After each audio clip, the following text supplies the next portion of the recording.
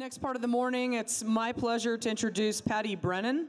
I enjoyed I got a chance to very briefly talk to Patti beforehand because I was going through the bio again and thinking, wow, she's the director of the National Library of Medicine. I'm like, that's no small feat. But then we were chatting, and it turns out she's also the first nurse, the first woman, and the first non-physician to assume that role.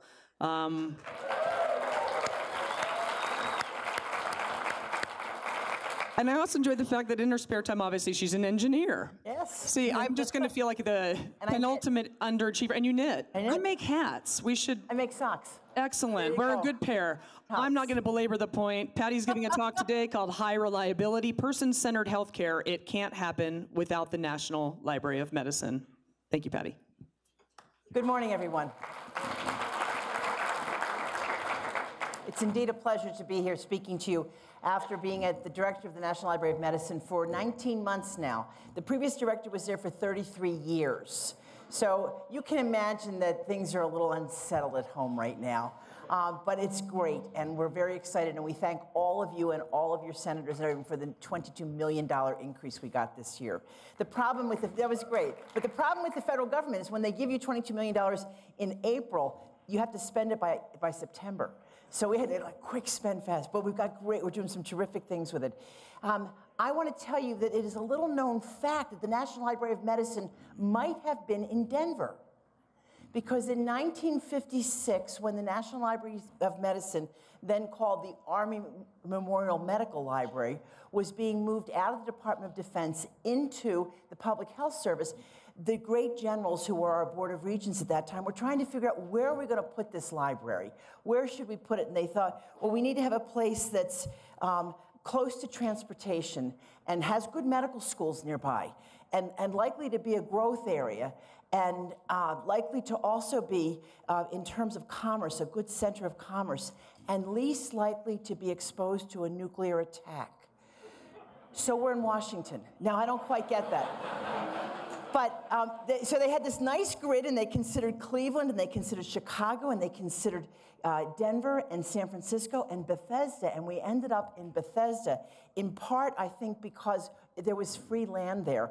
At the time, the NIH had already moved to what once was the beautiful golf course, and there was this spot of land on the corner that hadn't been used, so they gave it to us. Now, if you look carefully at our building, and you'll see this a couple of times, you see that funny little top on the low-setting building. People refer to that as the Flying Nun Hat, or maybe the spaceship building. But what it actually is a hyperbaric parabola. And the building itself, you might see those beautiful, solid-looking walls. Remember brutalist architecture? That was the beginning of the Cold War. The building was built to withstand a nuclear attack. So the walls are 17 inches thick. The floors are 14 inches thick. The library extends 4 stories below what you see here of the low-lying building.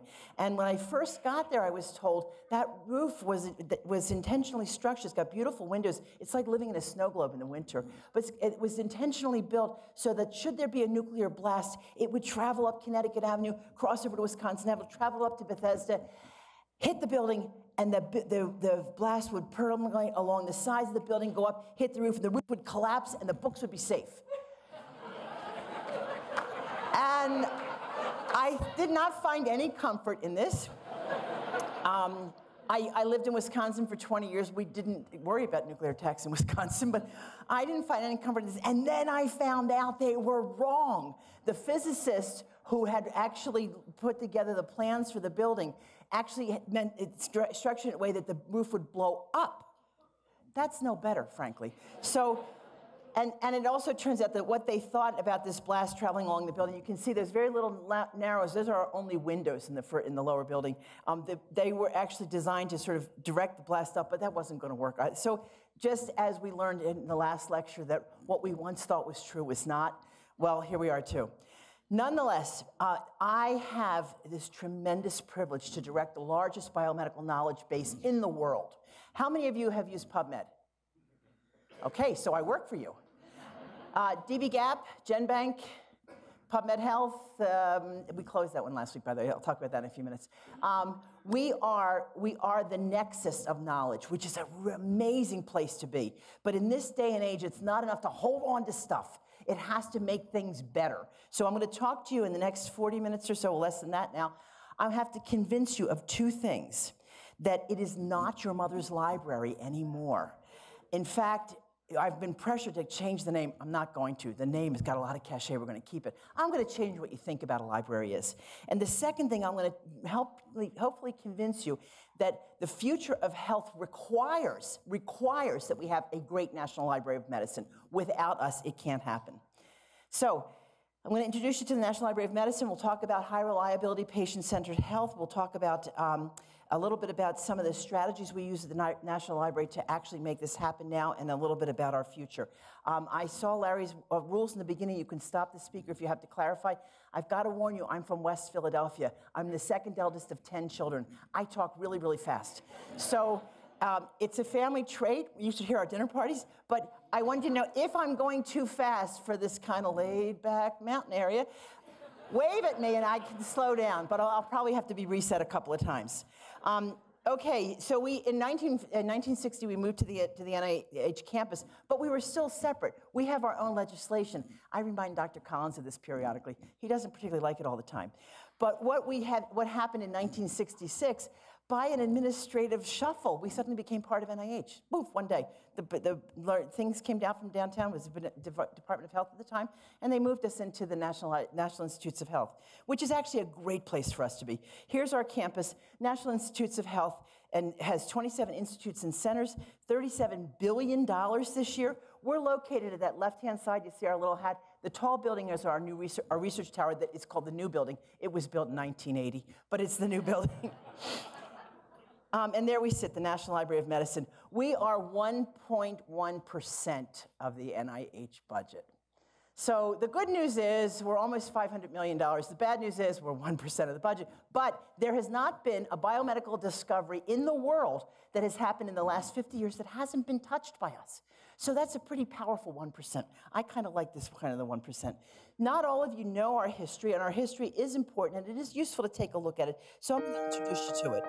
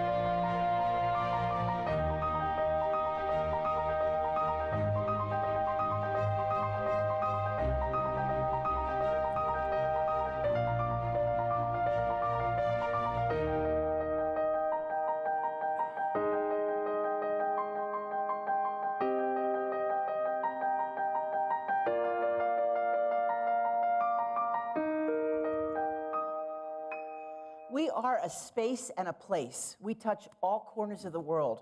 We are helping to put in-field malaria screening using advanced image analysis techniques that can look at a smear captured on a cell phone-based camera and sent through our analytical tools. Many of our products are up here. I'm sure they're familiar to most of you. You may be less aware of the doc line, which is our mechanism for delivering full-text articles into the hands of people who need them. Still exists today. We still fax things every once in a while. We also provide the literature databases for the world, 27 million citations in PubMed. We also provide full text access through PubMed Central. We are essential during disasters with our people locator system, dbGaP, of course, you're all aware of it. Some of you probably think it's a little clunky. We're working on declunking it. But fundamentally, we are the cornerstone of information discovery in health. So let's take a look at healthcare in the 21st century. We have this tension between the need to devise high reliability systems, and we hear about that a lot. We need high reliability healthcare, we need reproducibility, we need to trust the results we get in healthcare, and also to have it be patient-centered at the same time. High reliability health systems is what we deserve. High reliability health systems is an important part of the future of our country. We must be assured that we are giving the right care to the right patient in the right way and getting the right outcome, and doing that in a way that is consistent whether you're in Topeka or in Boston. We need to have systems where people are treated fairly, where access is equitable, where the responsiveness is, in fact, mindful of the person who is at the center of it. And yet, although we've been talking about patient-centered care for over 25 years, it's a slippery concept. And I gotta tell you, as a system, we're not sure we're ready for this. In fact, sometimes it takes a lot more time to give patient-centered care. Talk to those people. Ask them, wait, they want something different than we want? This gets really complicated. The library has to help with this. When we're talking about patient-centered care in a high-reliability healthcare system, we're talking about being sure that there is precision therapeutics for an individual. That doesn't just mean matching to your molecules. It means matching to your family state, to your insurance status, to your assets, to your preferences. Would you prefer to be pain-free and able to talk with your family during your last few days of life, or totally able to, pain-free but not able to talk to your family, or pain-free, tolerating some pain, but able to converse, able to see your children? The trade-offs between medical management, obliterating your pain, might rest more on how much you want to talk to your spouse in the last couple of days. We need to understand that the library needs to help put language to that. We also need to see patients as participants, which means they need the same kind of tools, not the same tools, but the same kind of electronic tools, informatics solutions, data-driven health that we're giving to professionals. If we're going to bring patients on as partners, we got to give them the skill set. We can't just make them unpaid participants. But more important than that, we have to start thinking about the care between the care. As we think about healthcare, we often think about it where we deliver it, with our white coats, with our sort of clean facilities. Take a walk with me through the year in a person's life who has an accident, has a fracture, gets surgery, and gets a repair in the second box.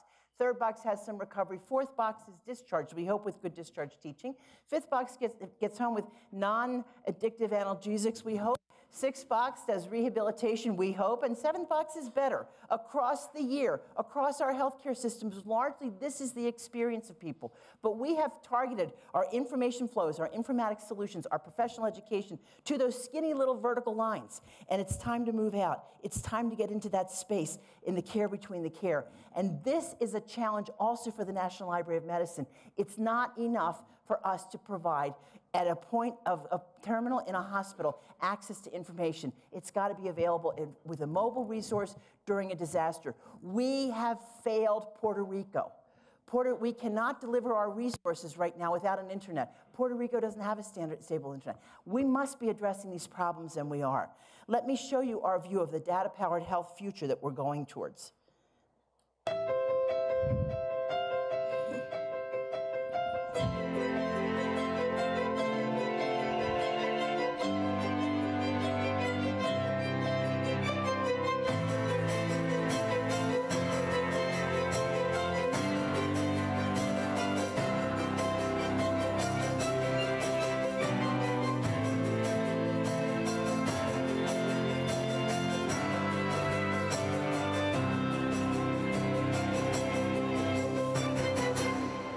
Our view of the future is that to advance a high reliability, patient-centered health care requires that we understand health through the lens of data, that we acquire data at all the points where health occurs. We provide tools to interpret that. We provide assistance to researchers to interrogate that. We provide a way to make data-powered health.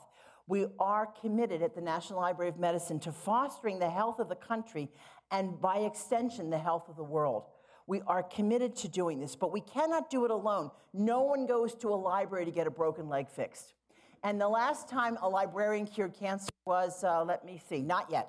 So we have to think about, how do we do this? Well, we do this in partnership, of course, with researchers. Most of you are investigators. You understand our research mission.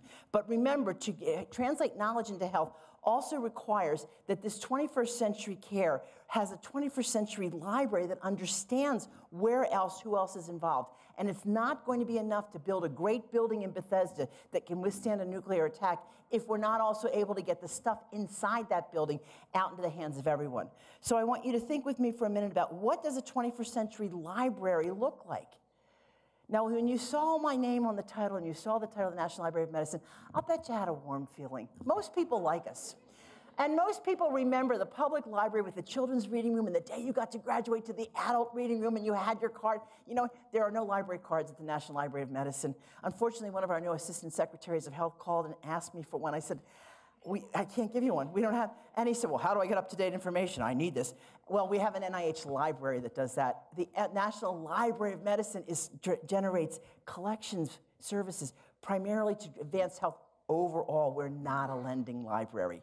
So the very first thing you'll see is we collect things. We do collect things. We have things in our collection from the 10th century. We trace the history of knowledge in medicine. We are charged by our 1956 legislation to collect things. We still collect some books, not too many now. Used to collect 30, 40,000 a year. Now we collect about 8,000 or 9,000. We connect to information more often than we collect it. So you have all come to PubMed, found a citation, clicked to get that citation, and found a paywall. Unless you're in a really, really good university library, and then you didn't hit the paywall. But we do not hold all of the materials. Larry's going to ask me about this question later. I'm waiting for it, Larry. We hold some of it. We have public access information, but we recognize that literature and increasingly data are going to lie outside of the National Library of Medicine, outside of the NIH, so we need to connect to that. And the third part of our library that we have to begin to think about is how do we know, how do we discover on demand information that might be useful at the point of question, even before it's been cataloged or inventoried, even before it's been discovered. How do we create discovery tools? So I have up here 5 aspects of what I see the new 21st century library being, and the first one isn't collection.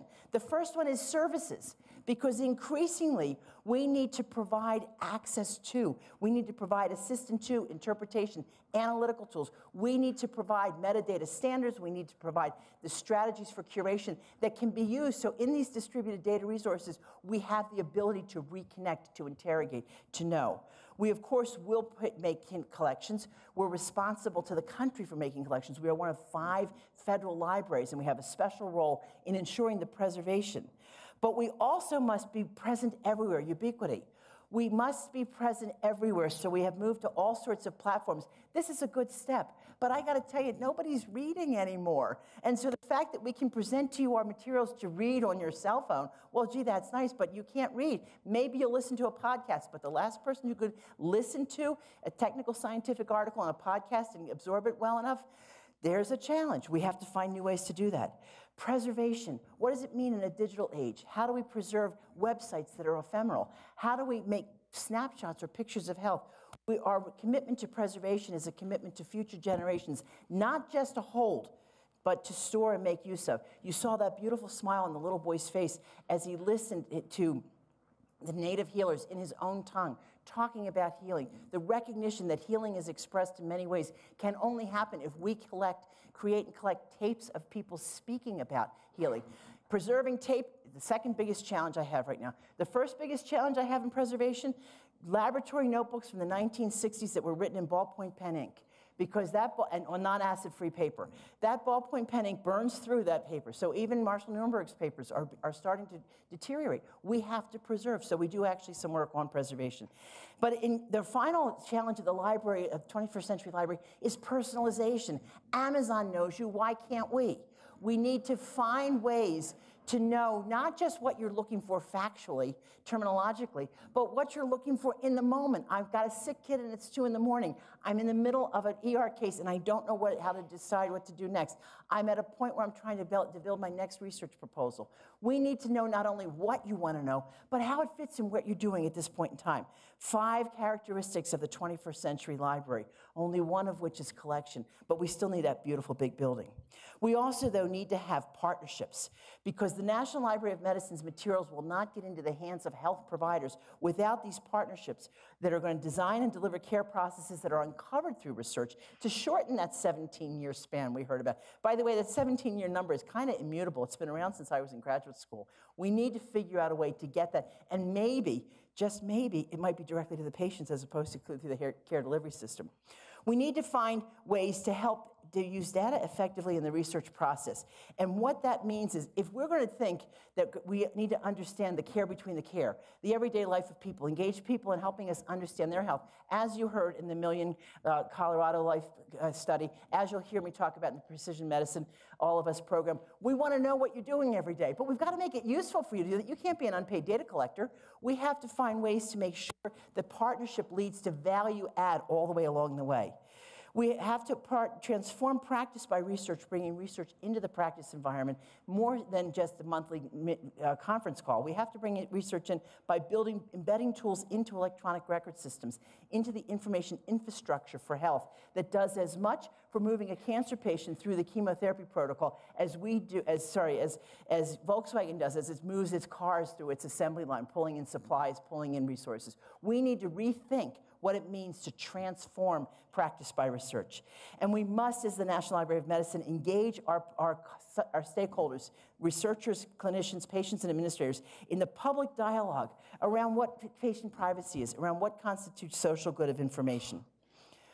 What the National Library of Medicine does to enhance high reliability patient-centered health systems are 4 key things. We enhance information delivery, we support data-driven discovery, we foster common data elements, and we enhance the research use of clinical data. So let's look at the first one of these. Enhanced information delivery. I'm going to take a few minutes to talk about PubMed because that's our showcase pathway into all of our resources. But increasingly, our resources are going out through APIs. No human is reading them. We have to help people understand, what does it mean to have NLM inside? What does it mean that this sequence was curated at the National Center for Biotechnology Information? Our imprimatur is of value to society. Now, PubMed, as I said, is our major showcase opportunity. It's used daily. Millions of people make searches every day. 30 million searches a day, 2.5 million people making these searches, and it's from all over the world. This is a great slide to show outside of DC, because when you look at it carefully, you're going to see that our primary users are outside of the US. But our majority users are in the US, and importantly, there is nothing that we do for international support that we don't do internally. If we cut off the information flow from the rest of the world for our scientists in the United States, we would be killing them. This is not reasonable. We must have international dialogue. So actually, I sometimes share this slide at home. But the problem is, we have to improve search. There's 27 million articles in PubMed, 2 added every minute. So in the 20 minutes that I've been talking, there's 40 new articles. You're behind. Get home, get reading, all right? No, 850,000 new citations every year in PubMed. 850,000, and by the way, every one of them that's curated through our Medline Select journals cost me $10 a piece. So we got to find a way to make this efficient. But we're finding ways to improve search. Why? Because as everyone knows from Google, the best place to hide a dead body is the second page of a Google search. But guess where I'm doing all right with the jokes, aren't I? Guess where the best place to hide your latest research article is? The second page of a PubMed citation list. We know that 80% of the people never leave the first page of the list. Scare you? All right? So we've got to serve you better by making that list better. We've got to get better NLP tools to bring the right set of articles together. So we are experimenting, actually in collaboration pretty closely with Google, on something called PubMed Labs. And you can Google this right now and experiment with it yourself. Just Google the phrase PubMed Labs and you'll see our trial interface. We're trying several things here. One of the most important things we're trying is relevance-based search returns. So you see the red box? You can get your materials sorted by most recent, which is what we usually do, or most relevant, which is developed from Jian Liu's group through a natural language processing, machine learning algorithm. Notice on the left-hand side, we have many of our features to organize or focus your work have now moved out of the advanced search box where you have to click several times onto the top of the page. The machine learning algorithm that's providing us with relevance-based retrieval has a two-part component. There's a massive part offline called a system called Learning to Rank that is coupled with an online user-specific search. Now it's still, other than the topic that a user is searching for, we do very little work at that front end, and that's where we see a sweet spot. Right now, we do know if your search phrase has 6 or 7 or 10 words, you're probably not asking us to concatenate them all so you get every word plus and, but you've probably put in a title of an article that you want. So we're beginning to infer a little bit more about you by behavior. We don't know everything yet, but we would like to know how to best serve you and preserve your privacy at the same time. We're also trying to give you snippets, which are short summaries of the article, usually the first 2 sentences, but maybe extracted from elsewhere, so that you don't have to open and read the whole abstract. Now, if you ask me, I don't personally like this feature, but our users actually like it a lot. I would like people to be more contemplative when they're worrying about my health, but it's not going to work. So we have to find some other ways to make that happen. Please look at PubMed. There's a little box in the corner. Said feedback. So when I did the users testing on that, I didn't click it, and the tester said to me, well, why didn't you click? And I said, I don't want you to give me feedback about my search patterns. I mean, I don't need to learn from you. No, he said, we want to learn. We want you to learn. We want to learn from what you're doing so we can get better. So this is not a test. It's not going to give you a score. You're a good searcher or a bad searcher. It's actually going to help us know better how to serve you. Okay, the next thing that we do to have high reliability health systems, we do support data-driven discovery in lots of different ways. In my lifetime, I finished my Ph.D. in 1986, and in my lifetime, we used to finish a research project, resolve the hypothesis, write the paper, done. Now, every study begets a data set, and data sets are all pure and beautiful and must be saved forever. And that's true for some data, the mouse genome in particular, but not every data set. Yet we are faced with data that is coming constantly, and we need to address this systematically. We'd have exabytes of data. Next year, we'll have zettabytes, and in 2 more months, we're going to have yottabytes of data. What do we do with this? How do we make sure this data isn't just stored to preserve it in case somebody needs it in the future, but is stored in ways to make it accessible for new discovery, for reanalysis? The library is deeply involved in some of these questions. We are also deeply involved in initiatives such as the Precision Medicine Initiative that's going to generate even more data. The Precision Medicine Initiative, All of Us program, is much like your Colorado Life Study, where we are trying to understand by electronic health record data, by whole genome sequencing, and by following behavioral patterns, what is the health and health trajectory of individuals. But these are going to generate even more data before the study even starts. So we are involved, we are supporting the Research Data Commons. The NIH, if you look down the center here, believes that the Commons is a software stack of resources and utilities as well as repositories of data, which may or may not be existing inside the physical body. But the Research Data Commons focuses on tools that support interoperability, user identification, adoption of the FAIR principles, findable, I've just lost the word, accessible, interoperable, and reusable. The FAIR principles tell us how data can be themselves made available once we put them in a place, useful for research. Containers, linking models to data, workflow management. There are many things that have to be done to build a commons. We are in the midst of something called the Commons Pilots, where we're testing with our 3 high-value data sets, the TopMed data set on cardiovascular disease, the genome to tissue data set from the Common Fund, and some of the model organism databases. How do we do this in an efficient way? Because what the National Library of Medicine is really interested in is not how cool the science that will come out of this is, it's how do we make sure the science does come out of this by making the tools accessible and reusable for individuals. Our current focus right now is on identity and access management at scale. This is a huge problem. Because you can authenticate at every machine you need to use as long as you know where the machine is and you have an ID and you've been approved and you've been authorized and you have a credit card, you pay for it. But we have to figure out, if we're truly going to get the value of open data, we have to be able to have an identity packet that travels with you. We have to have a way of controlling access in brief periods of time so that we don't unnecessarily expose individuals. So essentially, if you think of the structure with a data commons and a research repository, which might be a subset of a cloud space now, we're interested in 3 things, What data are in here so you can figure that out? Who are you, and do you have a right to look at this data? That's a three-part authentication strategy. We are generally right now building off of institution-based identity management. You all have an ID because of where you work. But in the future, for citizen science, we need to have a non-institution-based identity management system. But we're not going to get to that till next week. The third... Don't tell my guys at home. The third thing the National Library of Medicine does is we foster common data elements. You say potato and I say potato, and the world gets messier, and we don't get the integration across research programs that we can get. So we have something referred to as the Common Data Repository.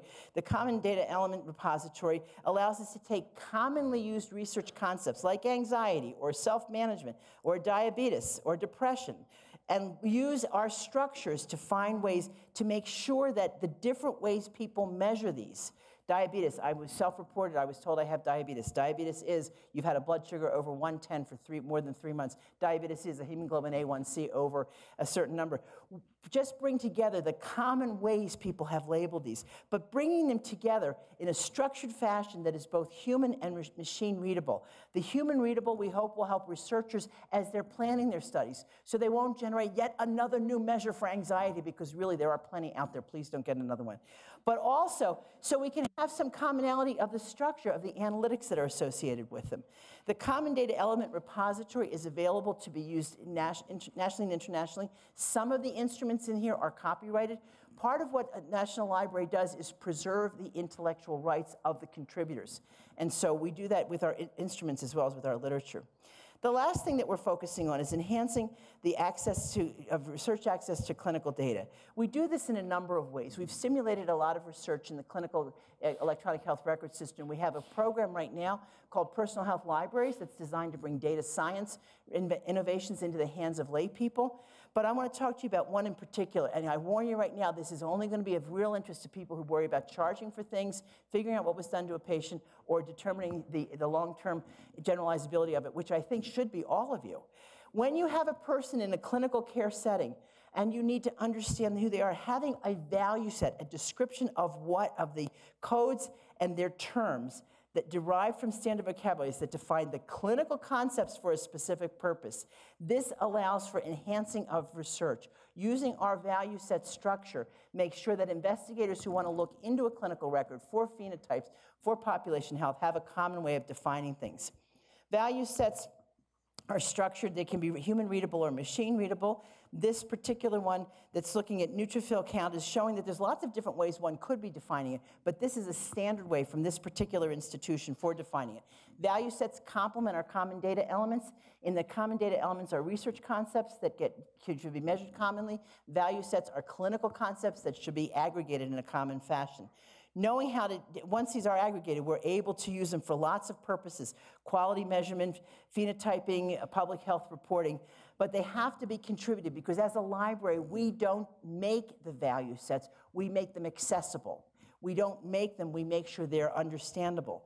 So if they're available, for example, in trying to understand the clinical quality measure of how an institution is going to be graded for providing care for patients who might be diabetic pediatric patients, we provide them with a set of the value sets that help them determine this. So here you see, to determine what it means to be tested for a hemoglobin A1C, we use our loin codes. To understand what diabetes means, we use the SNOMED or SNOMED CT or ICD codes, and then providing the age group in a definite, accountable manner. A value set allows computation at the point of care to ensure compliance with regulations, to allow for payment, and to foster research.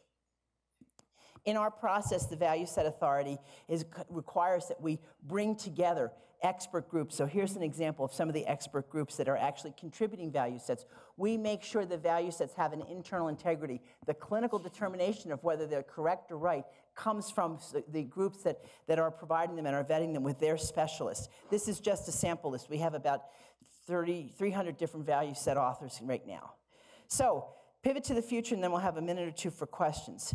The National Library of Medicine has just completed an 18-month process. Oh, Matches with my time, doesn't it? Yes, I got there and I launched a strategic planning activity. 500 experts from around the country, plus internal experts, plus requests for information, plus 5 years of information and guidance that Dr. Collins has been given, has led us to understand, first and foremost, we have trustable, valuable resources that are not going to be stopped. I am not going to close PubMed, promise. I am not going to close dbGaP, promise. I will fix it a little bit better next year than this year. But what we're going to strategically invest in for the next 5 years, are these 3 key pillars.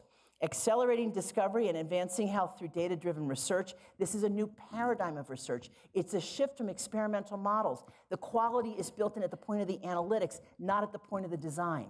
Second, reaching more people in more ways to enhance dissemination and engagement. I guarantee you, 850,000 citations each year, some of them are never looked at. Maybe more than some. We have to find a way to get to the users, get into the hands of the users what they might need. People who know us like us. But there's lots of people who don't know us, and we need to get out there and find them. There's industry that doesn't know us. There's local governments that don't know us. There's a whole host of scientists who could use health as a model of testing new analytical tools, of devising new NLP programs, of creating new visualizations. We want them to engage with us. And finally, we need to build a data-driven workforce for research and health. And this includes not only professionals, but lay people and clinicians. Because you know what we've done to those poor clinicians? We sold them on this evidence-based practice thing for years, and they finally bought it, and now we're changing the evidence base and making it data-driven. So they've got to learn a whole new set of strategies. We're there to help them. We're from the government. Essentially, what we envision is an ecosystem of discovery where you are able to link the intermediate products of research through various pathways, protocols, instruments, the study data itself, the people who did the study. The sweet spot of the National Library of Medicine is on the arcs of this ecosystem and to structure the depth of these ovals. The critical piece is engaging with you. Let me just give you our last view of where we think we will be with our future.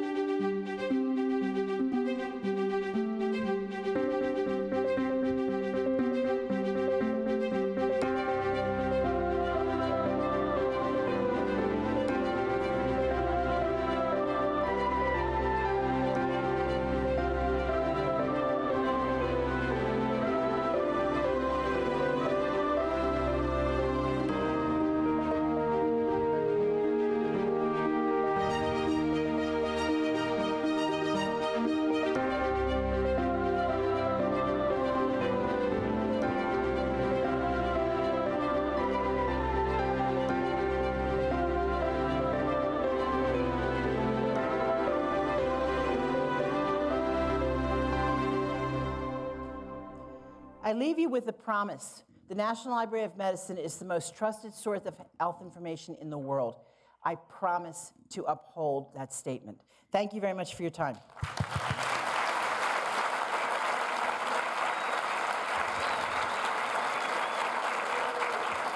Well, Patti, thank you. I don't think I've felt this good about the government in over a year and a half. Take some questions. Let's start over here. Run. Thanks. Hi. Hi. So that was great. Thank you.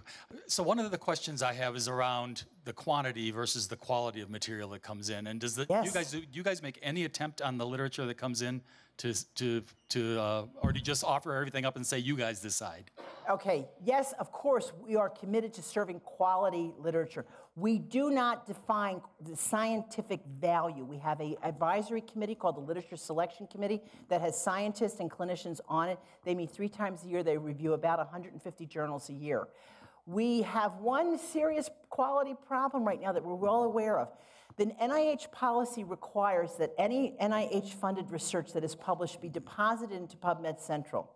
If an NIH investigator chooses to publish in a journal that might not meet our standards, we must accept that anyway into PubMed Central.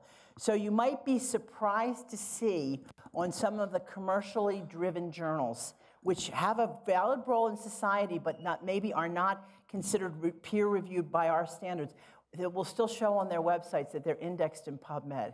Now, we go after them, I have to tell you, because just having one single citation in PubMed doesn't mean we index you. And there's this, any librarians in the room, there's this funny little nuance between indexing and citing, and so we get to claim that it's a violation through the FTC of our trade use of indexing. So we do some of that. We're constantly, when we take journals down because they don't meet a quality standard, we get horrific letters. Sometimes Dr. Collins gets them, sometimes the secretary, once the president got them. And so we have to defend that, but Dr. Collins has been fantastic in respecting the fact that we are the arbiters of what constitutes good scientific communication.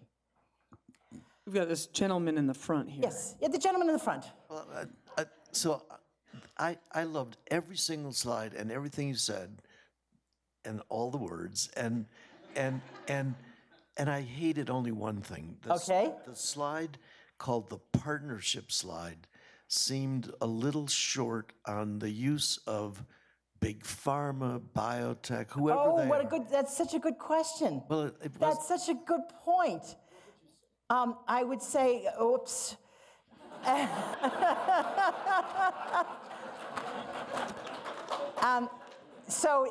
But you know, actually, it's a blind spot, and you've found a good. So I envision our research. We certainly work closely with pharma. We certainly work closely with biotech. But in terms of our services, we actually have not explored the idea of them as partners. When we think of industrial partners, we look at the healthcare IT sector. We look at the publishing sector. This is an important area for us to open up. We have to be a little cautious because of our relationship with FDA. And in terms of our requirements, well, you know, not everybody likes clinicaltrials.gov every day. You know, there's some issues there. But what's important that you've brought to my mind is to rethink how we can best serve these different sectors, because we do believe that the National Library of Medicine has a role as an economic innovator. And use them to, well, we certainly know with data, the data sharing processes are going to require us to be able to better understand how to work with them. Yes, thank you very much. All right, we have time for one more. I'm being kind of rigid. How about midway in the blue there? This guy's getting. Oh, that's way up there. Oh, there you go. Okay, that works. I didn't think I actually would get chosen. Thank you. First of all, I want to say thank you very much to the National Library of Medicine for PubMed Central. I think it's wonderful resource, not only for researchers that have access to libraries, but for the general public too. I think all government-funded research should be open Actually, access. if I can pause for just a moment. First of all, acknowledge David Littman, whose vision it was that brought PubMed Central out in the first place. We were first out of the box. We now serve as a public access repository for lots of groups, including non-federal groups like Howard Hughes. But when we did a spot study, which was a one-week study of users, 45% of the users are patients and define themselves as patients or lay people, not as professionals. It's a very big deal. Yep. Thank you. My company uses national guidelines to purvey the latest evidence-based medicine in a way that providers can actually use it. Up until very recently, our go-to resource was guidelines.gov from the AHRQ. Now, the problem with that is AHRQ is sunsetting guidelines.gov this summer, which is, I think it's awful for everybody. Does the National Library of Medicine have an initiative to either pick up the slack of AHRQ for guideline-based dissemination of the latest clinical evidence? And if so, I would love to use it. So I just want to tell Larry that this is a harder question than anyone you've ever asked me, so you don't have to ask a hard question today. So the answer is, of course we have a strategy. We're the government. But you're not going to like our strategy. I'm going to tell you right now. We've had conversations with AHRQ for several years on guidelines.gov and about how to preserve it, because it is really a very important archive. That's the problem with it. It should not be an archive of dead things. It should be a vibrant, updated, useful, constantly interacting with the whole populace and the scientific community of what guidelines are appropriate. And that's where the nub is. We are working with them still to figure out how to do that. We examine taking the entire guideline set and putting it into Bookshelf, which you might see as one of our public access utilities. Next to PubMed Central, we have something called Books, and you can see full-text books there. The problem is we have no way of keeping those guidelines up to date, and we would have no way of knowing if they were superseded. And that's the same problem ARC ran into. And so we continue to support the idea that a solution must be found. And we are, of course, in conversation with the Preventive Services Task Force also, because we're AHRQ-accepted guidelines from lots of different areas. A feasible strategy may be to target specific sets of guidelines. So they're going to change my slides, and maybe we can take one question while they're changing the slides. You want to change the slides? Yeah, we could do that. You want to take one more? I guess you get to point out. I get to point out this lady. No, this lady here. We were going towards her. I thought, and I'll be here over lunch, yeah. And you can reach me on my blog. Yes. So I'm a biomedical researcher, and I also am a professor. So I train young people who are really computer savvy. Thank you. And I use the NCBI tools all the time. Why is it that 99 to 100% of biomedical researchers know how to use PubMed, and 5% know how to use anything else? There's this huge gap in sort of the resource knowledge that I'm even with the young people. So I just wanted to put that thought with you to try to solve that problem. Well, I can tell you, part of the problem, part of the genesis of that problem is that we're seeing much more use of PubMed in high schools, and so it becomes familiar to them. The challenge is we have really great tools in NCBI, and so we're looking at different ways to get them better used. And one of them is we're really very committed to open source distribution of our tools. So you're going to see more things showing up in GitHub that can be embedded into routines that individuals can use. But if there's a particular area, particularly if it's around search or extraction, I would really appreciate your guidance, because as we move to this data-driven discovery process, we're going to end up with lots of data out there, and if people aren't systematic about locating it and integrating it, we're going to get gibberish. Or science, one or the other. I hope it's science. Thank you very much for your time. Patti, thank you so much.